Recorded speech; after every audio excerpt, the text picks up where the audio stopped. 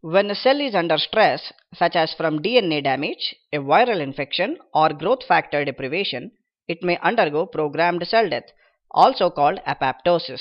Such death signals are routed through the mitochondria in a series of events known as the intrinsic pathway of apoptosis. Death signals within the cell trigger the activation of pro-apoptotic proteins such as BAX. When activated, BAX forms oligomers in the outer membrane of mitochondria. Formation of the oligomers leads to the release of cytochrome C from the mitochondrial intermembrane space, either by forming pores or by interacting with other mitochondrial outer membrane proteins. While in the mitochondria, cytochrome C participate in cellular respiration, but in the cytosol, cytochrome C drives the cell into apoptosis. Cytochrome C binds to cytosolic proteins called EPAF1. With cytochrome C attached, the EPAF1 protein can assemble into a structure called apoptosome.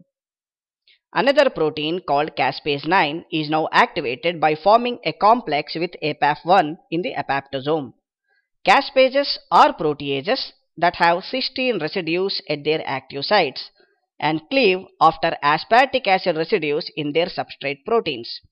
Two types of caspases play important role in apoptosis: initiator and effector caspases. Initiator caspases, such as caspase 9, are the first caspases activated by apoptotic signals.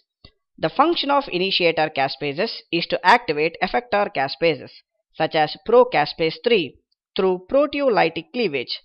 Caspase 9 cleaves procaspase 3, producing active caspase 3. Caspases, like other enzymes, act catalytically, allowing a small number of initiator caspases to activate a large number of effector caspases. The accidental activation of caspases could result in apoptosis, but this is prevented by the presence of a family of proteins called IAP, or inhibitor of apoptotic proteins.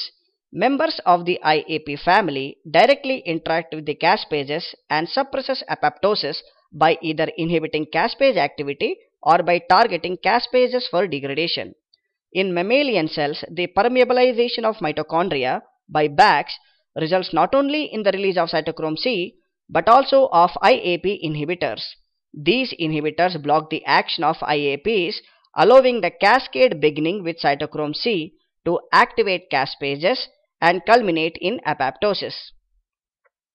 The effector caspases are sometimes called executioner caspases because they are responsible for digesting more than 100 different target proteins, thereby mediating the events of apoptosis.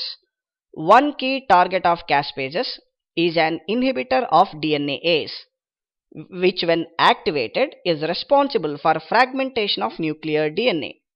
In addition, caspases cleave nuclear lamins, leading to fragmentation of nucleus.